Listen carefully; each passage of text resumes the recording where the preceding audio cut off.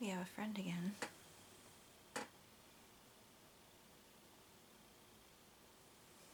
Hey folks, my name is Jen, and today we are going to do another episode of my nonfiction book tour, but today I've dragged my stacks of books in here, just because easier to film in here. So, what I have decided to make be part of my tour today is my biographies as well as autobiographies and memoirs. So first I figured we can go through the biographies. That section is, there's quite a lot of books, but my AutoBios and memoir section is quite larger. So like I said, first up is biographies, and I have this in two different categories. I have famous historical people, and then I have biographies of famous people, like well-known celebrity writers, stuff like that. So first up, I have my biographies of famous historical figures. 5 books here, and I actually have not read any of them yet. I should probably rectify that. The first of these is Theodore Rex by Edmund Morris. I played with the idea for a time about basically collecting books about all of the presidents. I've kind of changed my mind about that, mostly just because there are a few of them that I quite honestly don't give a rat's fucking ass about because I think they were terrible human beings. There are several that I either don't know much about, like Millard Fillmore, for example. He was a president, right? I'm getting that right. See, this is the problem. I can't name every single one of them. So there are several that I'm like, I should know more information about them, and then there's a few that are interesting to me because of quirky things about them. For example, Theodore Roosevelt. What do I know about him? I know the teddy bear was named after him because of an incident. I know that Robin Williams played a really cool version of him in Night at the Museum. I know that there were so many pets and children at the White House while he was president that it was absolutely insane, and he also had sheep out front on the front lawn of the White House because they mowed the lawn basically, and it was just a good deal overall. I don't really know that much about him, but he seemed like an interesting guy because you have all of these things, but then you also have, and he set all of our national parks up. You have all of these cool things about him, and then you have some more crappier things I've heard about him too. So I've just overall wanted to learn more about the guy in general because he sounds like a very gray area individual. Alexander Hamilton, Revolutionary. This is by Martha Brackenbrow, and this is talking about his life. And this is, I think, really focusing on his time as a revolutionary, but there's a lot of other stuff as well. I got this because I was looking for, in reality, this one, The Big Boy. This is The Big Boy by Ron Chernow. This is, as it says, the inspiration for the Broadway musical Hamilton. This is the big chunky boy that Lin-Manuel Miranda read during the summer that inspired the musical. So, like I said, big chunky boy. I got about this far in the book. It's just page 37. And didn't go back to it. Very fascinating, but very intimidating because this is like 700 some odd pages. Bonkers. So I have both of these. I kind of wanted a couple of different views of his whole life and career and everything like that, so have 2 of these. And then as far as other historical figures are concerned, I have Scenes in the Life of Harriet Tubman, and this is by Sarah H. Bradford, and this is about Harriet Tubman. If you don't know who Harriet Tubman is, I don't know what the fuck rock you've been under. She had a nickname of Moses because she would regularly help people escaping slavery get through the under. She was one of the, it's called pilots, right? I think it's pilots? Conductors on the Underground Railroad. So she would be helping people. So this was a book about her life, written by a friend of hers. So, I already know a bit about Harriet Tubman, just based on, like, school things that we learned and stuff like that, but I did want to read more of a personal account of her life. So, and then I also have, I heard about this on a podcast years ago. It is The Grey Fox, The True Story of Bill Miner, Last of the Old Time Bandits, by Mark Dugan and John Bosnecker. And yeah, this is about a big-time train robber. I believe he was well known for being one of those rare bandits that would insist upon not hurting or killing anyone caught up in the robberies and stuff like that. He was very insistent on that, and pretty overall careful with that kind of thing. There was a movie that he was about him, or he was a character in back in the 80s, I want to say. I have not seen the movie. I've seen like little image stills and stuff of it, but I heard about this on a podcast because they talked about one of his grand robberies that he did, and they got their information from this book, and he sounded so absolutely fascinating that I was like, okay, I need to know more about this dude in general. Okay, then we have my biographies of people who are famous in other ways. The first up, I have biographies of famous writers.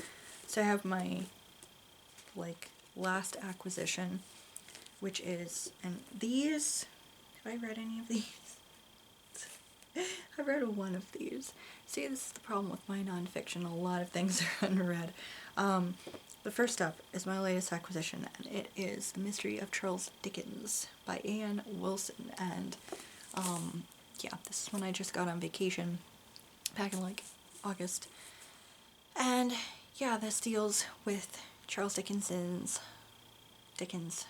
life, and more about him and his writing, and why his writing was the way it was, and more about, yeah, how that relates back to what he was passionate about in the books that he wrote, about social reform and poverty and just everything. He is very passionate about all of that because of his childhood and things that he witnessed around him.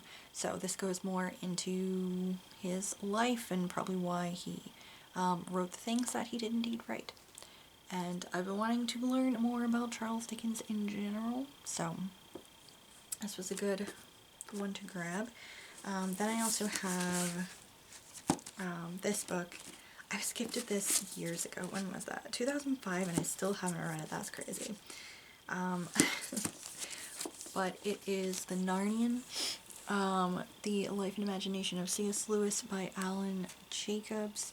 To be quite honest, I don't know a ton about C.S. Lewis, except for he wrote the Chronicles of Narnia, obviously.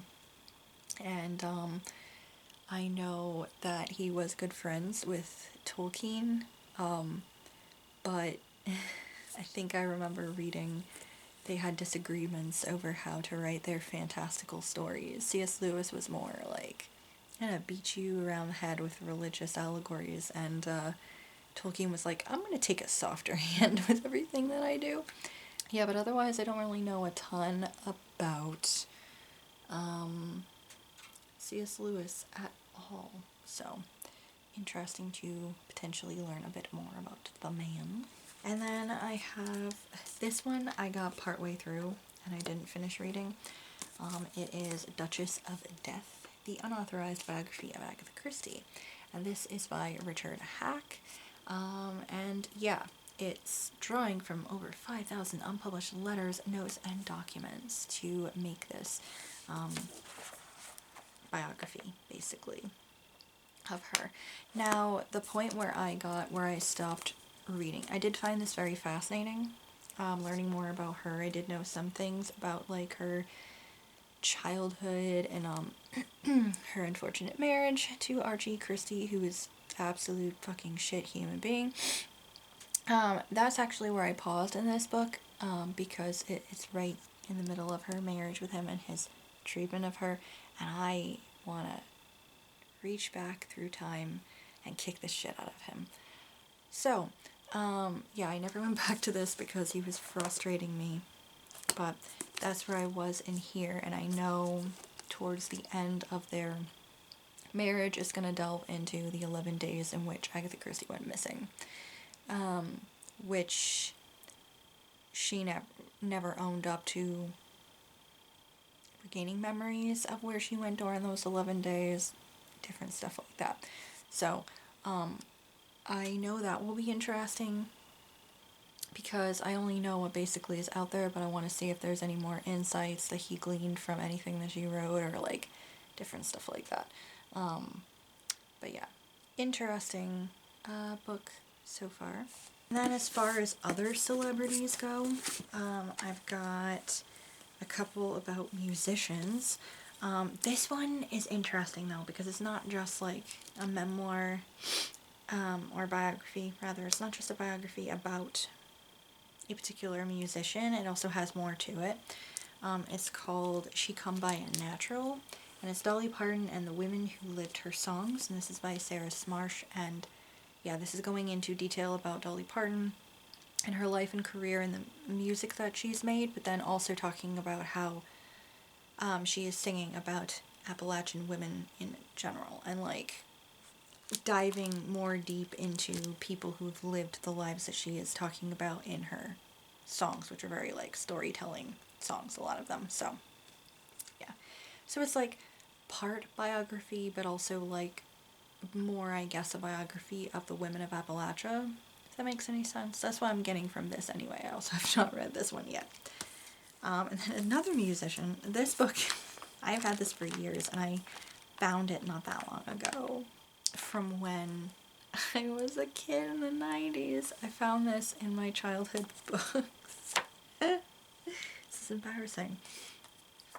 Zack Attack, Hanson's Little Brother, unauthorized biography by Tracy West.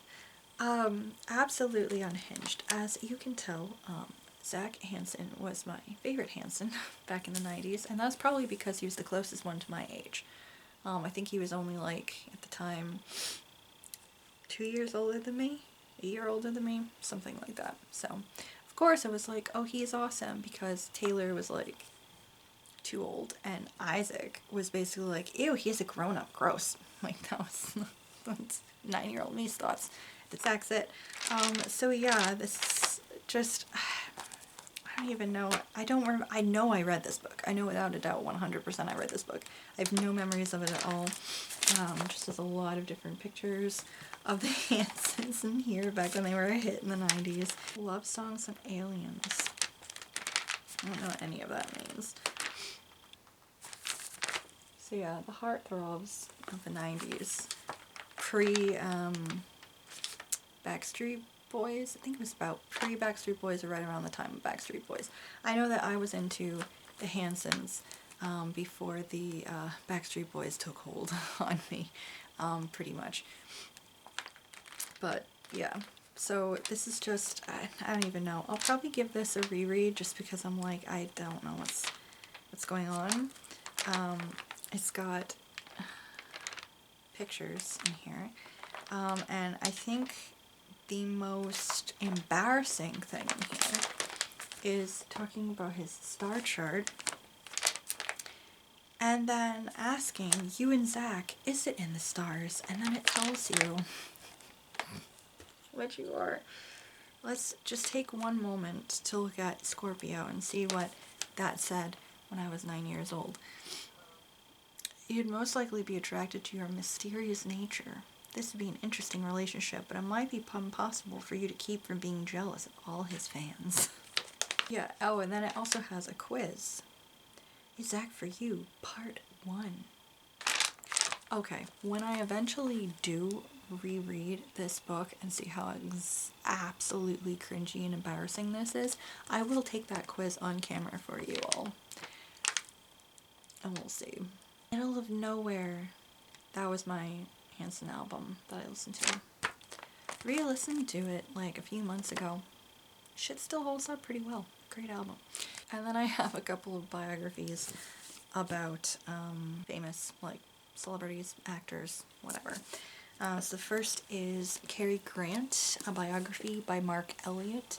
And this also has some nice, like, pictures, obviously, in it. But yeah, his whole biography, his whole life, beginning to end, whole big sections in here. I don't know what to expect from this exactly because I'm actually reading something about Cary Grant right now, which we'll see in a minute. But I have liked Cary Grant as an actor, silver screen star. Always thought he was pretty cool. So yeah, I don't know what to expect. There's a lot of like gossip and other things that I just wouldn't know because, again, so far removed from this guy. Pretty sure he died before I was born. Yeah, couldn't tell ya much about any of the drama, any of the rumors, anything of the crazy things. I don't think most people really give a shit about any of that gossip anymore, anything. And I vaguely even know stuff about his childhood, and most of that, again, I've gotten from the book that I'll tell you about in a minute. But interested to learn a lot more about his life, his career, where he started. I know he was like in the circus or gymnastics thing in his early days before he like came to America, I believe. But yeah, interesting. And then I also have The Good Neighbor, the life and work of Fred Rogers, and this is by Maxwell King, and I have heard really good things about this book. Like, really good things. And again, also, a couple of different sections of photographs and stuff like that. This one, the mood I'm in lately, I feel like reading something about one of the kindest, most wholesome people ever be just what my brain fucking needs. So I will probably be dipping into this one within the next couple of months, I imagine. But yeah, just wanted to learn more about him and his background because I know I did not watch the Tom Hanks movie. Didn't watch the movie because I knew without a doubt that I was going to cry because this man, for some reason, just opens to tear ducts. So, have not watched that. But yeah, wanted to read this, yeah, sooner rather than later. Autobiographies and memoirs and varying things about writers first.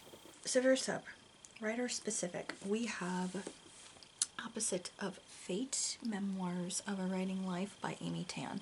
I have not read this one yet either, but this is also high up on my list of nonfiction that I want to get to this year because I adore Amy Tan's writing.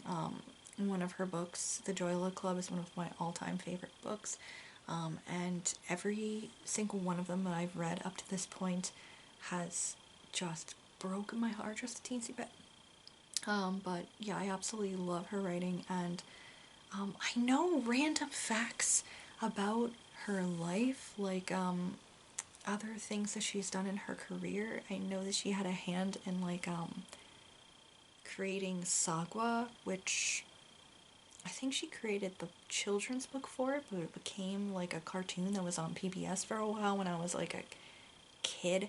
I think about when I was aging out of watching those, but I still watched it anyway because I thought it was cute. And I didn't learn about that until much later. And she was also part of the Rock Bottom Remainders with Stephen King and several other authors. It was like this rock band that they had, which is fascinating. So yeah, I just wanted to learn more about her life and her as a writer, and I wanted to see, because she writes a lot about being Chinese American, obviously, but she also writes a lot about relationships with mothers and mother figures, and I'm just kind of fascinated with like why that would be, and I'm kind of nosing it. I want to know more about what prompts this need to write about that. So yeah, high up on my priority list for this year for nonfiction. And then this one, see, I have two technical travel memoirs by the same author, but the other one I think has to do more with travel, so I'm counting it under my travel category. This one, however, while it does have to do with a road trip, it has a lot more than that is covering. And this is called The Great Northern Express. It's a writer's journey home. It's by Howard Frank Mosher, who is another one of my absolute favorite authors. And he's written two of my all-time favorite books, and I just really like his writing. And this is about a book tour that he did across the US right after he found out that he had prostate cancer. So, a lot more going on in this book in general. I don't know when I'll get to this, because even though I really want to read it, I'm also kind of like, oh, this is going to make me so sad, and it's going to set off a lot of my like hypochondria anxiety. So this one I want to get to, but it might be a little ways off before I get to it. And then we have one I really need to get to sooner rather than later. This is one that my dad gifted me years ago, because we weren't able to go. We were trying to see him live, but then it just wasn't possible because it was after I'd moved down here and I was working and I couldn't get off work. It was a whole thing. So my dad bought me Garrison Keillor's latest book at the time, which was The Keillor Reader.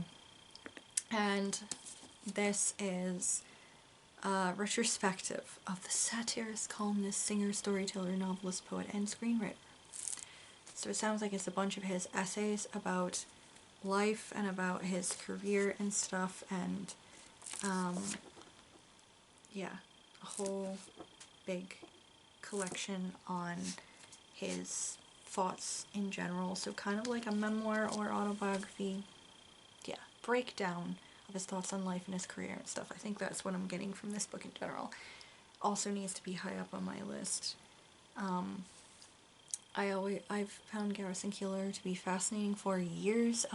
Occasionally, if we went into the right radio range, we could pick up episodes of Prairie Home Companion or his Lake Wobegon discussions. So, and I've read a couple of his books and really enjoyed them. I have another one unread that I'm hoping to get to at some point.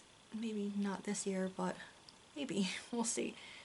So yeah, wanted to read more about him in general. And then I have finally one that I've read. I Know Where the Caged Bird Sings by Maya Angelou. This is her memoir growing up as a young black girl in the South, and a lot of the unfortunate abuse that she went through, both unfortunately sexually as well as physical abuse, a lot of which was by people in her life. She also endured a lot from her kind of religious zealotry upbringing and stuff. It is honestly a really tough read, but I think it's also a really important book to read.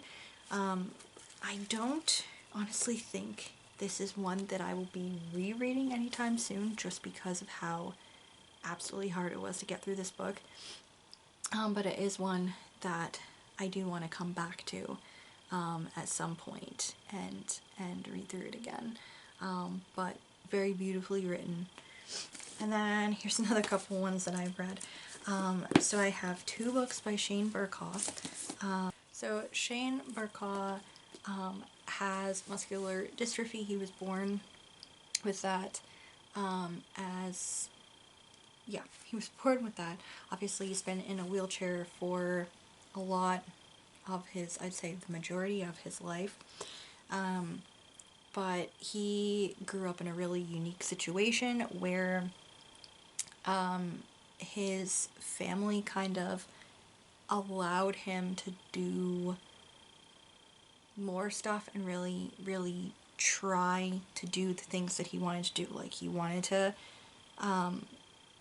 do like active sports and stuff like that. So his family tried to figure out adaptive ways to help him do that. And his family all has really good senses of humor about everything, somewhat dark sometimes, but so I think he also has a really wicked good sense of humor about life in general. But of course he also has been living with this idea that unfortunately, because of his condition, sometimes it eventually affects the muscles in your body, and unfortunately eventually it will affect the muscles like with surrounding your lungs and stuff like that. So it's like a really rough situation. So this is Laughing at My Nightmare was his first book, and it's kind of talking about his childhood and how he kind of like deals with everything, and also about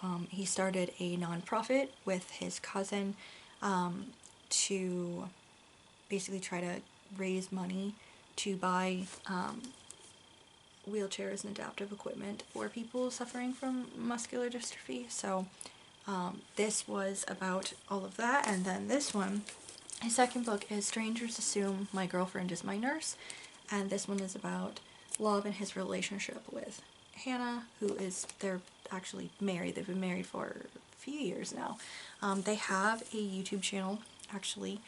I'll try to remember to link that. I have not watched them in a while, so I honestly don't know what's been going on lately, but really cool books, really entertaining. He has a definite way with words and is incredibly funny. So yeah, these are just really good books, all really entertaining, and will also teach you something. Good funny. I also have a couple of books by Jenny Lawson, who writes for the Blogess. That's her blog. I've been reading that. Again, this is one that I haven't really been keeping up with so much over the past couple of years, but it was one that I religiously read when I was younger and very into. So her first book was Let's Pretend This Never Happened, a mostly true memoir, and this is about her childhood, her meeting and marrying her husband, her having her daughter, and her somewhat unique and quirky childhood that probably made her who she is, and also a lot about her dealings with anxiety and depression throughout most of her life. So very beautiful and absolutely hilarious. And then she also wrote Furiously Happy, a funny book about horrible things, which is also pretty great. And it focuses in on trying to be happy and joyful despite how the world is, how you might be feeling, and kind of talks a lot more about, yeah, basically embracing the way you are. If you're pretty fucking weird, embracing who you are. I really loved both of these. They were hilarious, and I definitely do want to reread them. I don't know when, but I would like to give them a reread at some point soon. And I know she's come out with a couple more books. One of them, I think, another actual, like, memoir, and then one, I think, is, like, a coloring book that has other stuff, and I do want to get my hands on both of those.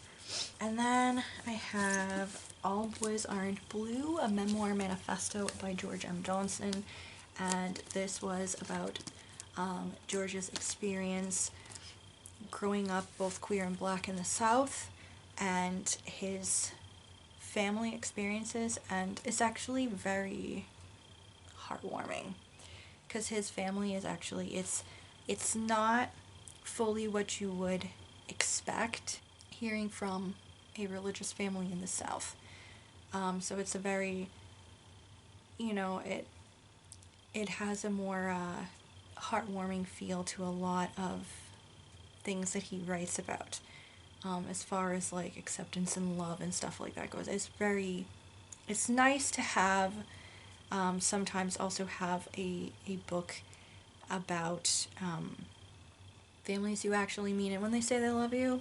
Of course, it doesn't mean everything was sunshines and rainbows. He also dealt with a lot of like bullying and racism and stuff, but it's a very cool memoir to read, and I really enjoyed it, and also very important to read because this is one of those books that is getting pulled off of shelves right now because people are bigoted fuckheads. So you should read it. And then I also have Maria by Maria von Trapp. Yes, it is the Sound of Music lady. This is the actual woman herself. This book was actually my grandmother's. She got this from the Trapp Family Lodge, which is in Stowe, Vermont.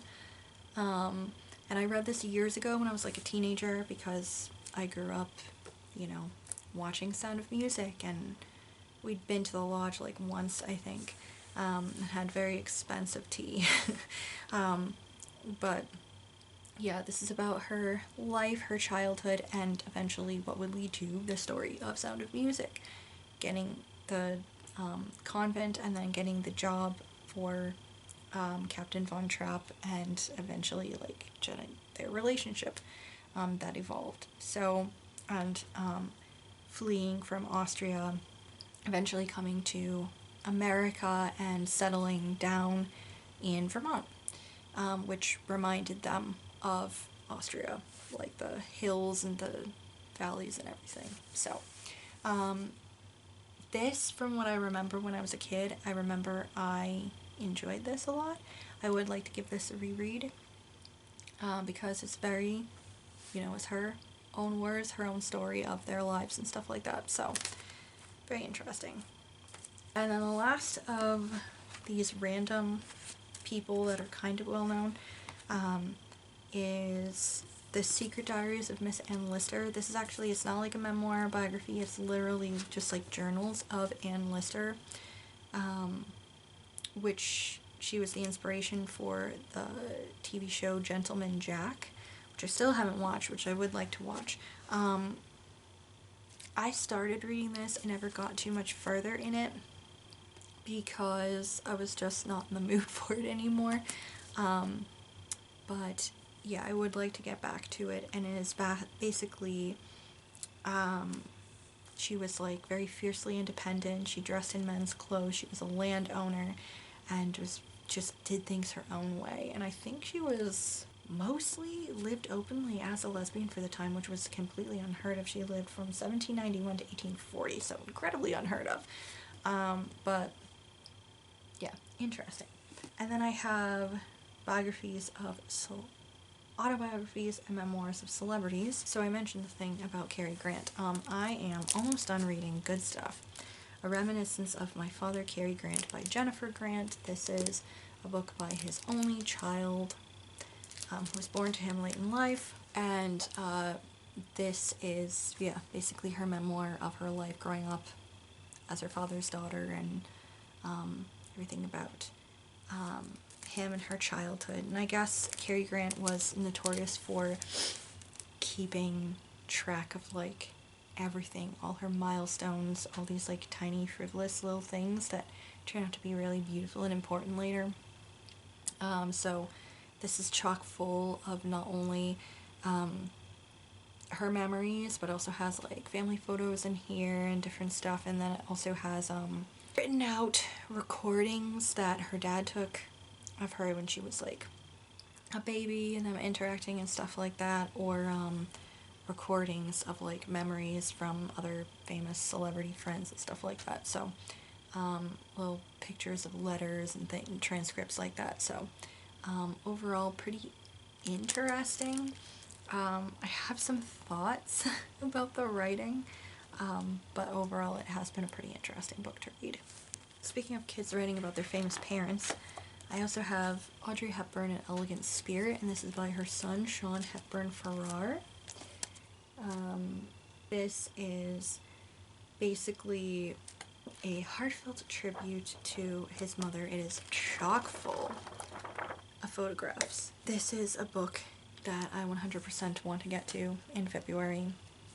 It's been on my shelf for a while and I still haven't gotten into it, and I want to, because I really love Audrey Hepburn, and I want to learn a little bit more about her, and I thought it was pretty cool to maybe read something written by one of her kids about her. I think she had another son as well. I think she had 2 sons. And then one that I really want to read, but I don't think I can quite yet, is Poirot and Me. This is by David Suchet, and this is about, that's what he looks like in real life. It's about his time writing about playing the titular detective, Hercule Poirot. He is my favorite Poirot. And there's also a few pictures and stuff like that in here too. I love when they do that. But yeah, this is his memoir, all about his experience playing Poirot and about his life. And while I am really interested in this and I desperately want to read it, at the same time, flipping through the first like chapter or so, I realized that he talks about like some stuff, it looks like, about final episodes of like the show and stuff like that, and maybe a little bit about the books. And I have not read all of the Poirot books yet, and I also have not finished watching the old television show. So I think, so I don't give myself any spoilers and piss myself off, I think I do have to finish reading all the Poirots first and watch the show before I pick this bad boy up. Then I also have Will. This is Will Smith's autobiography, written by him with Mark Manson. Yeah. So same deal.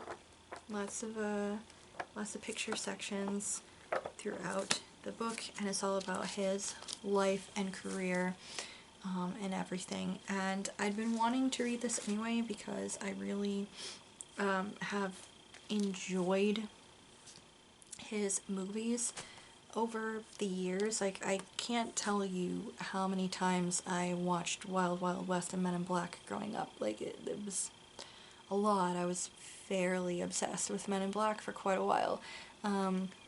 And listening to all of his music, and me and my cousin would watch like episodes of The Fresh Prince a lot, like the older reruns. We would watch those a lot. So I've always really kind of I guess followed his career as much as you can follow someone that you are interested in their work and stuff. So I did want to learn more about his life and his career and any insights that maybe we can get into it, especially after the controversies of a couple of years. I thought, you know what, it probably would be easier to wrap my brain around everything if I knew more about him as a person. I could get some more insights into now, if that makes any sense at all. Then I also have Born a Crime by Trevor Noah. Trevor Noah is, I don't think no, he's not, because Jon Stewart is back. So he hosted The Daily Show for a while after Jon Stewart left. But I don't know what I feel like he's still doing something now. I just don't know why. I have not been keeping up, so I'm not sure what he's doing now. But this is his memoir of growing up during apartheid in South Africa, when his very existence was actually technically illegal, because he was born to a white mother and a black father, which was highly illegal during apartheid. So yeah, this is about his life in South Africa, and I don't know a ton about apartheid. I know a little bit based off of, I think we read a book about that when I was in junior high at some point, and I know I've seen like a movie, but I don't really know a ton about the situation, so I thought that would be really good because I'm fascinated with him anyway, and I also thought it would be really good to get like insight into that from someone who lived it. And then I have another memoir about a famous family member. It is My Captain America, a granddaughter's memoir of a legendary comic book artist by Megan Margulies. And this is her remembrances of her grandfather, which, what was her grandfather's name? She called him Daddy Joe, but he was Joe Simon. And he and Jack Kirby created Timely Comics, which was the forerunner of Marvel, and they created characters like Captain America. I like Captain America. So even though my favorite superhero is 100% Batman, I am particularly partial to Captain America. So I was very fascinated when I found out that this was a book that existed, and it's about one of the creators of like all these like famous characters. Like, who else? Captain America, the Boy Commandos, Fighting American, and The Fly. Okay, I don't know the other ones, but yeah, so I thought that was pretty cool and a pretty unique memoir to read. So 3 celebrity memoirs I've read. So the first is Karamo, A Story of Embracing Purpose, Healing, and Hope by Karamo Brown. And Karamo, of course, is the culture expert on Queer Eye. So this is all about his life, his childhood, growing up Black and queer, and also his like career. Focuses a lot more on his earlier career and like college and stuff like that. It doesn't have a ton about his experiences on Queer Eye, because I think they'd only done like the 1 season. It was partly through the 2nd season when he ended up writing this. So that was one of my criticisms for this book, only that I was like, hey, I thought this was going to be more about that, and it was not. But still interesting to get some insights into Karamo. And then I have 2 memoirs by Carrie Fisher. The first is Wishful Drinking, and this is actually a transcription of her stage show by the same name, which is all about her childhood, the scandals of her parents in her childhood, and her different things that she has dealt with over a year, her substance abuses, her love escapades, and varying things. So yeah, it's all about her stage show that she used to have, which is kind of like a comedy memoir type of thing. And then this one was her last memoir, The Princess Diarist, and this is all about her, it has a little bit about her childhood and stuff like that as well, but it focuses mostly on being cast, her early bits of career, and then being cast in Star Wars and her experiences on set during Star Wars. The heavy focus on the first movie, A New Hope, but she does delve in a little bit into The Empire Strikes Back and Return of the Jedi, and there's also a whole big section on her affair that she had with Harrison Ford. So this was fascinating as someone who is a fan of her, Mark Hamill, Harrison Ford, someone who likes the old Star Wars movies, and yeah, just fascinating in general in that sense, but also hilarious because Carrie Fisher was so funny. And parts of it were pretty tough to read, and those were the little bits of journal entries that she included from her time when she was writing this. She referenced a lot of her journal entries, and she included a whole section of them in the book, and those were just really hard to read because they were the very angsty, broken-hearted writings of a young woman going through it, and it gave me some flashbacks to my diaries when I was younger, mostly my high school ones, but man, I had a couple of diaries from my early 20s that are just wow. So that was really hard to read just because I was internally cringing so much because I felt so... I understood where she was coming from a lot, so it was rough. If you ever wanted to learn more about Carrie Fisher, you should read these. She had a lot of books that she wrote, actually. I have a whole list of them that I'd like to eventually read. I think my next one is Postcards from the Edge. I think that's another one that I'm pretty sure that is another memoir. I don't think it's fiction.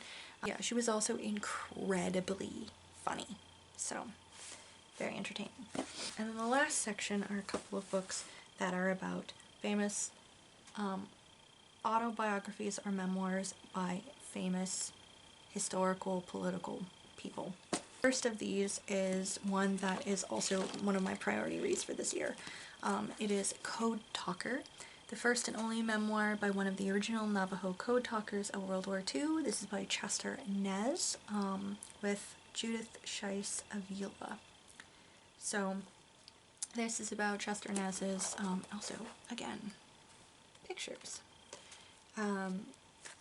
This is about his time as one of the code talkers during World War II. I watched Wind Talkers when I was younger. It was very mildly traumatizing. I don't do well with war movies at all. But I mean, my beloved Adam Beach was in it and I had to watch it. And I am glad that I did because I learned a part of our history that I never knew about. So this is a book about someone who actually lived that, experienced that. So very fascinated. I really am interested in World War II in general, although most of my interest over the years has always been like home front stuff, just fascinated with that kind of like thing. But I'm also very interested in the codes we did, and this, again, part of history that I know we know of, but it's not like the first thing I think you think of when you think of World War II. I always want to learn more about the code talkers, and yeah, I thought this would be pretty fascinating. I'm a little bit wary, I guess, because like I said, I don't always do so well with war stuff. It's incredibly upsetting. I think that's my main thing, is how upsetting it is. But I do want to pick this up sometime this year. I'm thinking this will be a summer or a fall read. And then I have Dreams from My Father by Barack Obama, a story of race and inheritance. And this was his memoir about his childhood and about his parents, really focusing in on his parents. He was born to a white American mother they're from the Midwest, weren't they? Something like that, I think. And then his folks and them all moved to Hawaii, so he grew up in Hawaii. I'm pretty sure he was born there too. And then we also have his father was from Africa. So it's about like his parents. There's a high focus on his parents, a lot on his grandparents who helped raise him, and then dealing a lot with like his younger days and his young man date. Is that what I'm looking at? His adolescence, yeah. I think he was in his 20s when he found out that his father was killed. Yeah.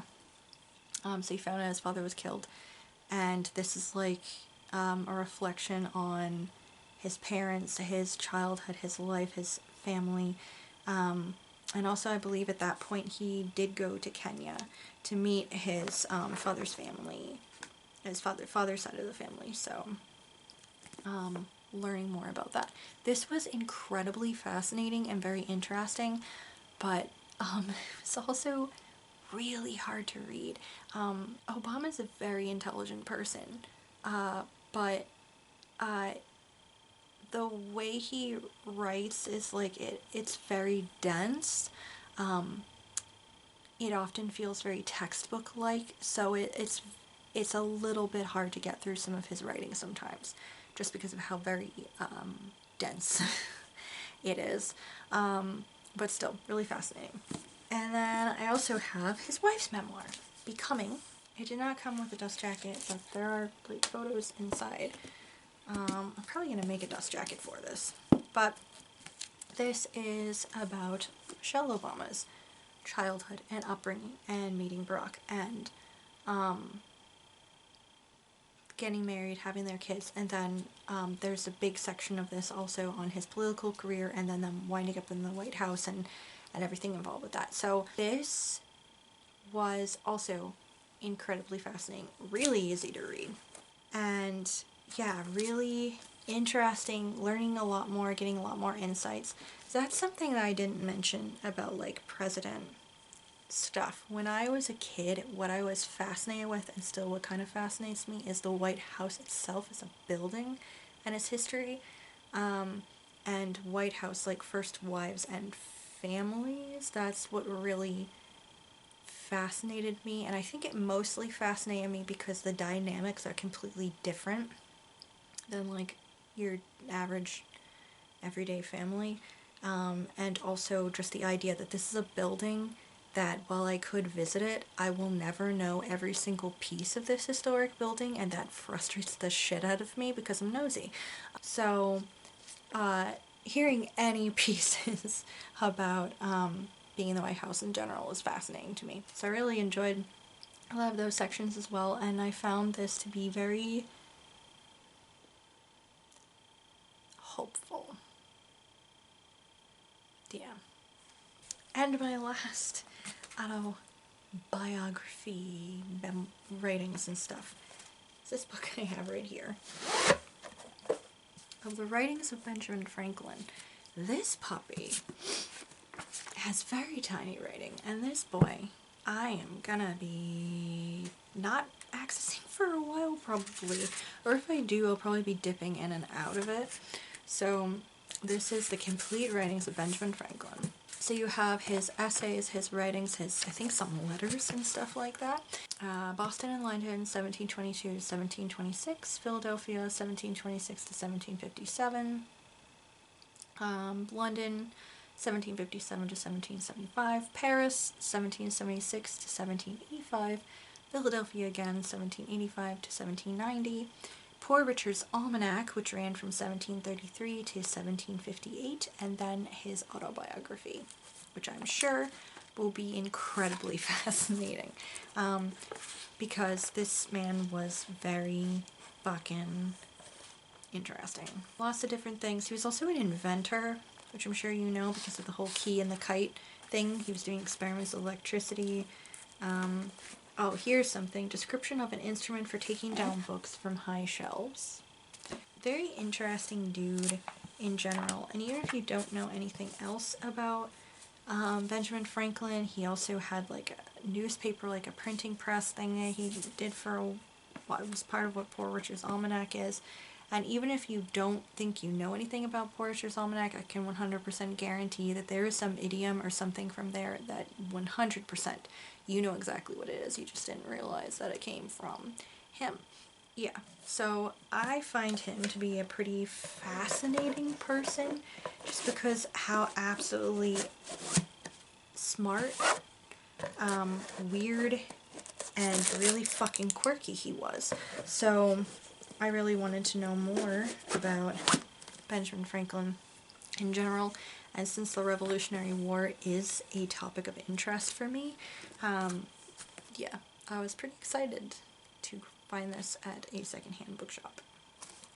It's part of the Library of America, so it came in its own little sleeve and everything. But yeah, that is all of my nonfiction section on biographies, autobios, and memoirs. It's a lot of books. A lot of people you can see that I'm fascinated in, that I want to learn more about. A lot of these are unread because I keep finding new people I want to learn more about, and then I don't end up doing it right away. Yeah, I have some plans to tackle at least a handful of these this year, and yeah, as you can see, lots of people that I'm kind of interested in learning more about in general. Let me know if you guys have read any of these, if there are any other books about these people that you're like, holy shit, why are you not reading this one? or whatever, or along the lines of, hey, what other historical figures or famous celebrities and stuff like that, memoirs, autobiographies, should I pick up? Are there any better biographies about some of these people, in your opinion? But anyway, thank you guys so much for watching. Thank you for always watching. If you are new here and would like to subscribe, please do so. And I will see you in the next video. Bye.